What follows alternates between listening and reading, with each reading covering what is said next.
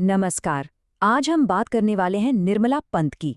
एक ऐसा नाम जो नेपाल में सिर्फ एक अपराध की कहानी नहीं बल्कि एक पूरे सिस्टम के फेल होने की कहानी बन गया।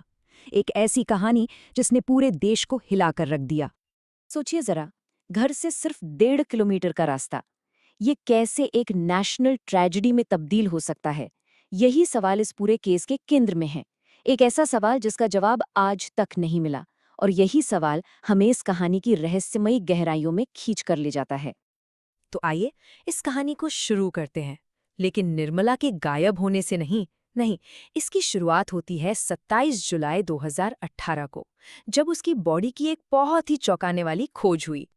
और जैसे ये खबर सामने आई, समझिए कि पूरे देश में आग लग गई। लोग सड़कों पर उतर आए, जबरदस्त विरोध प्रदर्शन शुरू हो गए। हर तरफ से सिर्फ एक ही मांग उठ रही थी, न्याय। ये अब सिर्फ एक परिवार का दुख नहीं रहा था, ये पूरे देश का गुस्सा बन चुका था।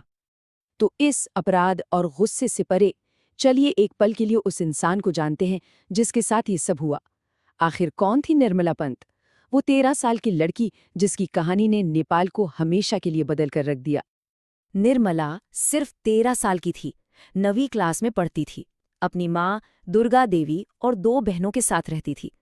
पिता तो परिवार को कई साल पहले ही छोड़कर जा चुके थे, तो वो अपनी माँ की छोटी सी खाने की दुकान पर हाथ भी बटाती थी। मतलब एक ऐसा परिवार जहां हर दिन एक लड़ाई थी, लेकिन उस लड़ाई में प्यार और मेहनत की कोई कमी नहीं थी। उनकी माँ दुर्गा देवी, सोचिए, वो अपनी बेटियों की पढ़ाई और उनके भविष्य के लिए कितनी मेहनत करती थीं। यहाँ तक कि खतरनाक काम करने के लिए वो बॉर्डर पार करके भारत तक जाती थीं। इससे अंदाजा लगता है कि इस एक ट्रेजेडी ने उस परिवार से क्या कुछ छीन लिया। अब आते हैं इस केस की इन्वेस्टिगेशन पर। और सच कहूं तो ये इन्वेस्टिगेशन नहीं बल्कि गलतियों की एक लंबी लिस्ट थी। ऐसी गलतियां जो पहले घंटे से ही शुरू हो गईं और जिन्होंने इस केस के सुलझने का कोई रास्ता ही नहीं छोड़ा। आइए इस टाइमलाइन को जरा ध्यान से देखते हैं। 26 जुलाई की रात परिवार गुमशुदगी की रिपोर्ट लिखवाने जाता है, लेकिन पुलिस कहती है इंतजार करो। अगले दिन सुबह लोकल लोगों को निर्मला की बॉडी मिलती है, और फिर उसी दिन क्राइम सीन पर उसके कपड़ों जैसे जरूरी सबूतों को वहीं धो दिया जाता है। और तो और जिले के पुलिस चीफ वो 4 दिन बाद घटनास्थल पर पहुंचते हैं। हर एक कदम पर सिर्फ और सिर्फ लापरवाही। और ये लापरवाही का सिलसिला यहीं खत्म नहीं हुआ। ना कोई खोजी कुत्ते बुलाए गए, सबूत इकट्ठा करने के जो बेसिक नियम होते हैं उन्हें पूरी तरह नज़रअंदाज कर दिया गया। जिस गाड़ी में बॉडी ले जाई गई उसे भी सिक्योर नहीं किया गया, जिससे और सबूत खराब हो गए। हद तो तब हो गई जब परिवार पर कथित तौर पर यह दबाव डाला गया कि वो जल्दी से बॉडी का अंतिम संस्कार कर दें। इन गलतियों ने एक साफ सुथरी इन्वेस्टिगेशन की हर उम्मीद को ही खत्म कर दिया। इसके बाद इन्वेस्टिगेशन का एक नया दौर शुरू हुआ। एक ऐसा दौर जिसमें असली मुजरिम को पकड़ने से ज्यादा किसी को बलि का बकरा बनाने की कोशिश की गई। ये गिरफ्तारियों और रिहाइयों का एक बहुत ही निराशाजनक सिलसिला था। तो सबसे पहली गिरफ्तारी हुई दिलीप सिंह बिस्ता की। 41 साल का एक आदमी जो मानसिक रूप से ठीक नहीं था और उसका पहले से क्रिमिनल रिकॉर्ड भी था।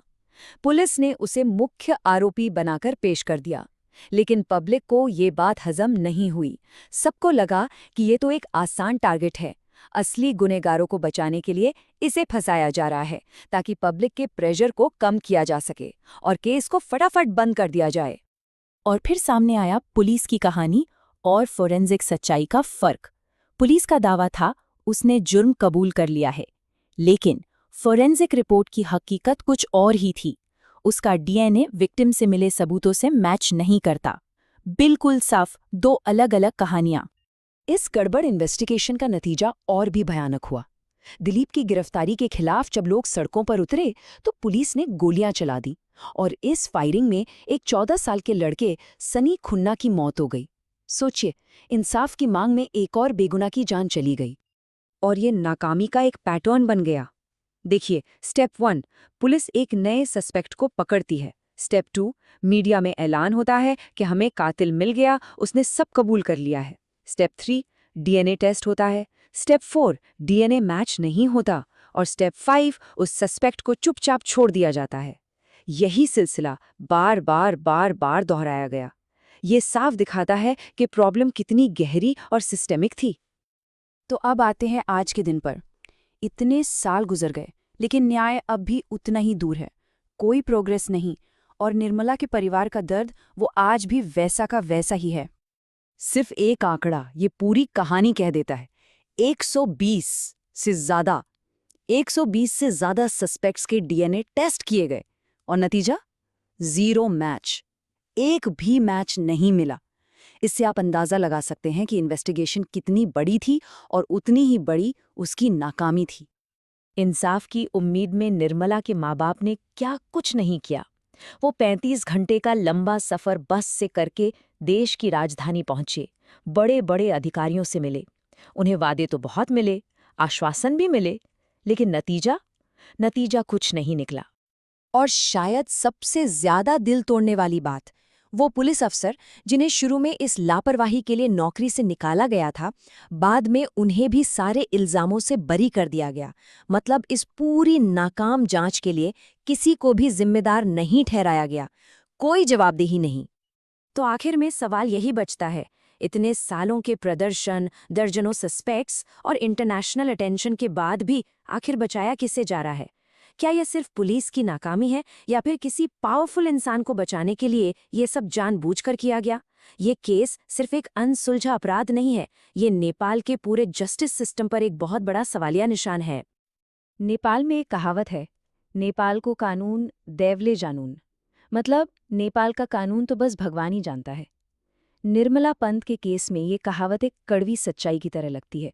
ये मामला आज भी एक खुला जख्म है, और ये हमें याद दिलाता है कि जब सिस्टम ही फेल हो जाता है तो इंसाफ कितना पास होकर भी हमेशा के लिए कितना दूर हो सकता है।